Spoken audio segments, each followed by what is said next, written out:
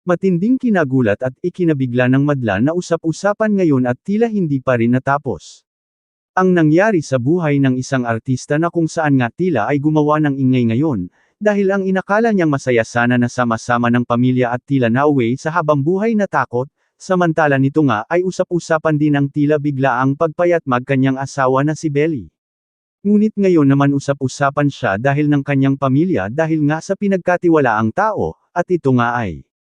umuwi ang kanyang tiyahin mula sa ibang bansa para magbakasyon ngunit sa hindi inaasahan na mga pangyayari, bumalik ang dati nalang tauhan na kung saan, doon ay hinahanap ang nobya daw noon na kasambahay din ng ama ni Colleen na si Jose. Sakto at nandoon nga ang nasa bahay din ng ama ni Colleen ang tiyahin galing sa ibang bansa at doon tila pinag-initan ng dati nilang tauhan at nagkaroon nga siya tama o ang kapatid ng ina ni Colleen sa labas ay nagkatama ng 15 gamit o gumamit ng matulis na gamit hanggang sa mawala ng malay ang tiyahin. Kaya tila isa itong matinding pangyayari para aktres at sa kahit ama ni na Jose samantala nito lang ay tinukay na ng mga otoridad ang nasabing tao dahil pinag-alaman na siya may gawa dahil na rin sa mga kuha ng kamera na kung makikita na siya ay nagpupunas pa ng kamay at doon nahuli na ang nasabing tao at siya'y umamin rin kinalaunan sa ginawa kaya matindi ito para kay Colleen na sinapit nila sa dati nilang tauhan.